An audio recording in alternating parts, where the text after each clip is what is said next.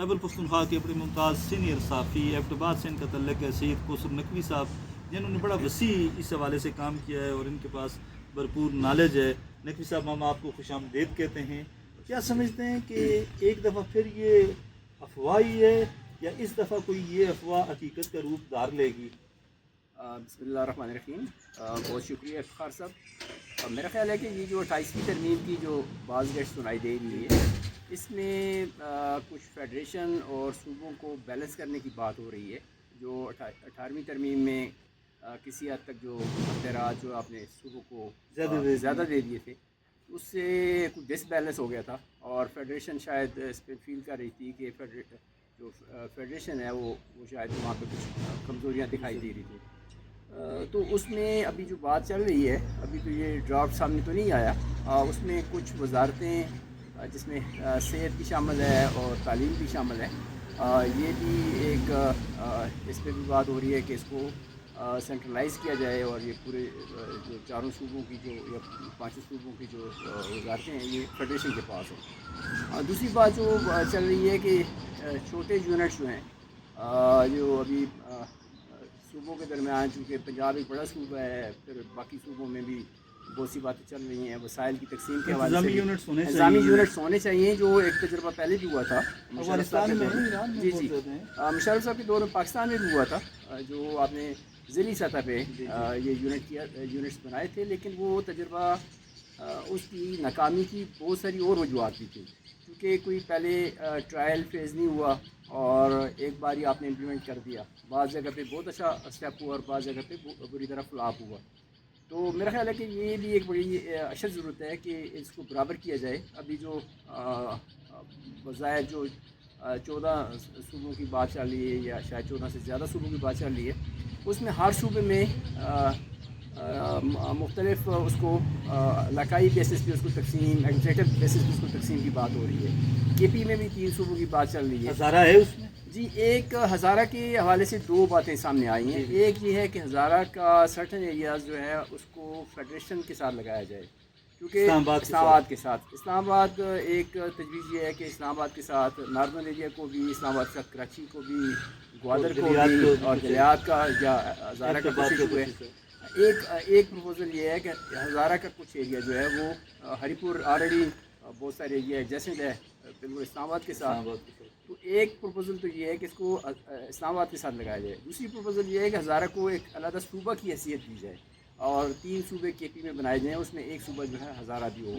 और ये 7-8 ज़िले हैं हज़ारा के, और मैं समझता हूँ ये जस्टिफाई भी करता है, ये बात भी जस्टिफाई करती है कि हज़ारा एक नेशनल इकॉनमी में एक अच्छी कंट्रीब्यूशन दे रहा है हर शोबे में। टूरिज़म के हवाले से देख लें, मिनरल्स के हवाले से देख लें, बिजली के हवाले से देखें, रॉयल्टी के बिजली की जो मिनरल्स बहुत बड़े। जी, तो ये इस तरह के बहुत सारे पोटेंशियल हैं जिसको उसका जो यानी आपके कहने का मतलब है कि हज़ारा सूबा बनता है तो माली तौर पे कमज़ोर नहीं होगा बल्कि मजबूत होगा। मेरा ख्याल है जी कि अभी सूबा अगर बनता है तो NFC का एक मेजर शेयर जो है वो सूबे को आता है। और फॉरेस्ट हमारे पास है, फॉरेस्ट बिल्कुल कुछ शक नहीं है।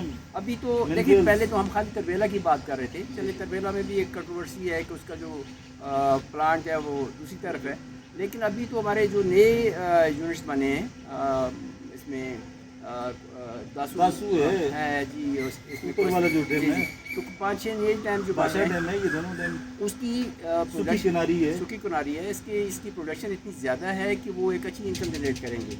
मेरा ख्याल है हज़ारा हर लिहाज से फिजिबल है, हाँ वो एडमिनिस्ट्रेटिव यूनिट के हवाले से बात करते हैं या उसको इस्लामाबाद के साथ अगर। अच्छा कौसर साहब, मैंने एक दफ़ा पढ़ा था कि सिर्फ कोहिस्तान में जी अगर आप बिजली पैदा करना चाहें तो आइडल जनरेशन है वहाँ पे 25,000 मेगावाट।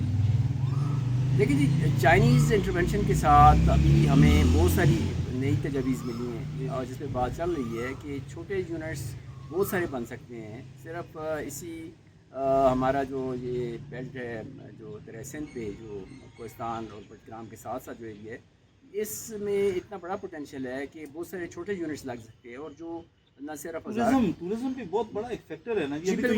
ये जो अपना मोटरवे बना रहे हैं मानसेरा से ऊपर जो है नॉर्थ की जानिब, इससे भी तो ये भी तो एक गेम चेंजर मंसूबा होगा हज़ारा के लिए। देखिए, मेरा ख्याल है कि बहुत से ममालिक टूरिज़म पे उनकी माशियत का इन्हिसार होता है। हमारी बदकिस्मती ये है कि हमारे पास قدرتی طور پہ جو گلیات ہے ڈسٹرکٹ ہے، مانسیرا ڈسٹرکٹ کا کغان، ناران اور بہت سرٹن ایریاز ہیں.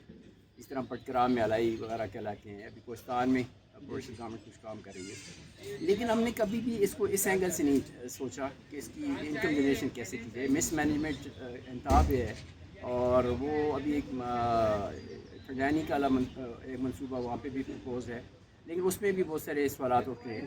تو میرا خیال ہے کہ اگر اس کو پلاننگ کے ساتھ خالی آپ ٹورزم کو فوکس کریں تو ٹورزم اٹ سیلف اتنا بڑا پوٹینشیل ہے.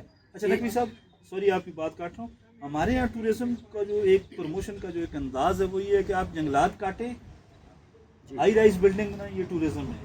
دنیا میں تو کہیں بھی ایسا نہیں ہے. آپ سوئٹزرلینڈ جائیں، آپ یورپ جائیں، وہاں پہ تو ایڈونچر ایکو ٹورزم کی بات کی جاتی ہے. دیکھیے جی، ہر جگہ کی اپنی ڈائمینشنز ہیں. بعض جگہ پہ ریلیجیس ٹورزم ہے. ایران میں جیسے آپ دیکھیں، سعودی عربیہ میں دیکھیں. ہمارے یہاں بھی ریلیجیس ٹورزم ہے. ہماری جو بعض جو ٹیکسلا کا ایریا ہے، خانپور والا ایریا ہے، یا ایون مانسیرا میں سرٹن ایریاز ہے جہاں پہ ہندوؤں کی عبادت گاہیں موجود ہیں، تو ریلیجیس ٹورزم کا پوٹینشیل بھی ہے. اس کے ساتھ ساتھ ایڈونچر ٹورزم کا پوٹینشیل بھی ہے. ہمارے پاس بڑی اچھی پیکس بھی ہیں، ہم ان پیکس کے حوالے سے بہت کام کر سکتے ہیں. ہمارے یہاں ایکو ٹورزم کا بہت بڑا پوٹینشیل ہے، اسپیشلی گلیات میں بہت بڑا ایریا ہے جو نیچرل ٹورزم یا ایکو ٹورزم کے حوالے سے بات ہو سکتی ہے. بنیادی طور پہ یہ جو مسکنسیپشن ہے کہ جسٹ آپ نے کمرشل بلڈنگز بنانی ہے اور اس کے بیسس پہ آپ کی ٹورزم کرنی ہے، یہ فلاسفی بالکل نقوی صاحب کی بات بالکل ٹھیک ہے. یعنی کہ ایکو ٹورزم کے ذریعے ہزارہ کو ایک گیم چینجر کے طور پر ہم پیش کر سکتے ہیں. ہزارہ کا صوبے کا کیپٹل کہاں ہوگا؟ ایبٹ آباد. نیچرلی جی ایبٹ آباد دیکھیں، سینٹرل پلیس تو ایبٹ آباد ہے، جس کی ایک وجہ شہرت انٹرنیشنل فیم ہے، اور یہاں پہ انفراسٹرکچر موجود ہے، یہاں پہ مینیج ہو سکتا ہے.